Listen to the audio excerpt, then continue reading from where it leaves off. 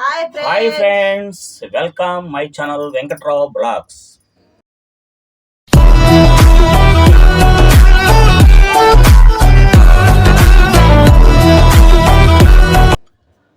Friends,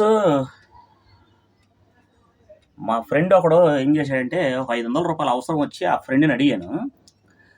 అంటే friends ఎలాగుంటారు అనేది ఆ టైంలో నేను తెలుసుకుని కొంతమందిని వదిలేశాను కూడా చాలా వరకు. ఇప్పుడు ఆ విషయం గురించి మీతో మాట్లాడదాం అనుకుంటున్నాను. ఏంటంటే మేము బేరం చేసుకునే టైంలో మేము నలుగురు ఉన్నాం. మొత్తం నలుగురు ఫ్రెండ్స్ మేము. నేను అందరినీ అన్న అన్న అని పిలుస్తాను నేను. ఇంకా ముగ్గురు నేను ఒకడిని మొత్తం కలిపి నలుగురు ఉన్నాం మేము.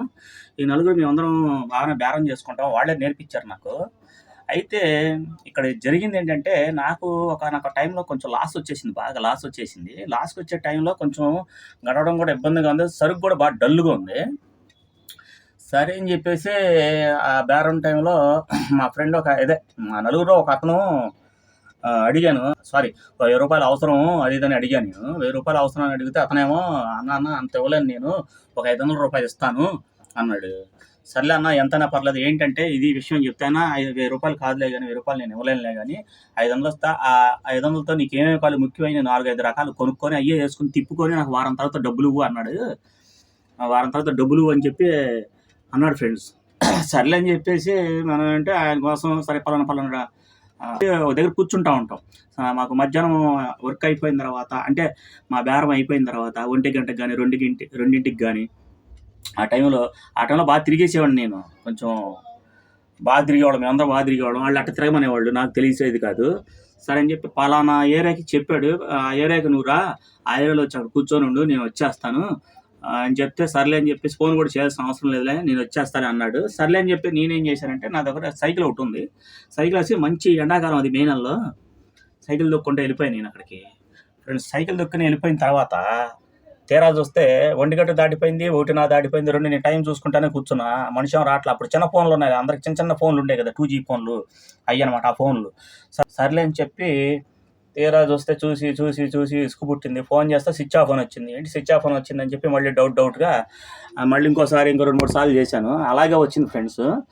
సర్లే అని చెప్పి స్విచ్ ఆఫ్ 3 దాకా ఎదురు చూశాను. 1 గంటకి వెళ్ళినట్టు 3 వచ్చానంటే అర్థం చేసుకోండి ఎంత చికాకు ఉంది, అసలు చెమటలు కారిపోతున్నాయి. మంచి ఎండాకాలం అది, వేనెల. సర్లే అని చెప్పి అక్కడి నుంచి ఇంటికి వచ్చేసాను. ఇంటికి వచ్చేసిన తర్వాత ఈరోజు ఏంటి ఇట్లా జరిగింది మనకని చెప్పేసి బాధపడ్డాను అంతే తప్ప, అతను కూడా తర్వాత అడుగుదాం ఏంటని చెప్పేసి. స్విచ్ ఆఫ్ ఎందుకు అయిందో మనకు తెలియదు కదా ఫ్రెండ్స్, ముందే మాట అయ్యకూడదు కదా. సర్లే అని చెప్పేసి మన వాళ్ళు ఈ టైంలో తర్వాత 2వ రోజు బేరం అయిన తర్వాత 2 ఫ్రెండ్స్ కనిపించారు. అన్న అంటారు కదా, వాళ్ళలో 2 కనిపిస్తే వాళ్ళని అడిగితే లేదు కనిపించలేదు, ఏ తమ్ముడు అన్నాడు. అన్న ఇది పరిస్థితి అంటే, సర్లే ఏం కనపడితే ఏం చెప్తారే అన్నారు. ఏం చెప్పలేదు, చెప్పలేదు నాకైతే తెలియదు. చెప్పలేదని నేను అనుకుంటున్నాను. అదేదో పెద్ద మాయలా చేశారని నాకు అర్థమైపోయింది.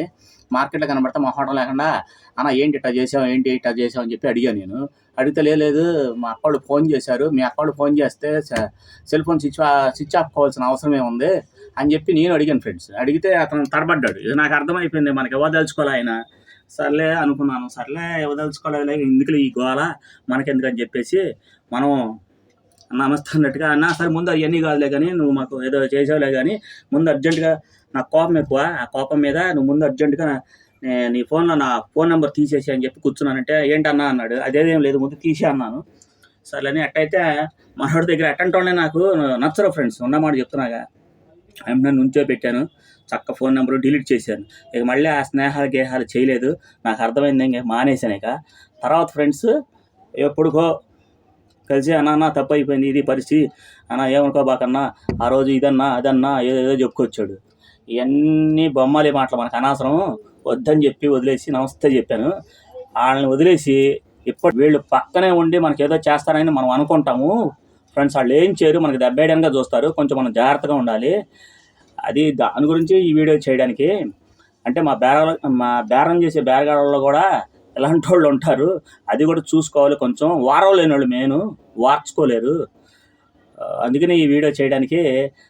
మీరు ఎవరన్నా బేరం ఇలా చేస్తే ఎవరన్నా నమ్ముకుంటే ఈ విధంగా మట్టుకే ఉండొద్దు.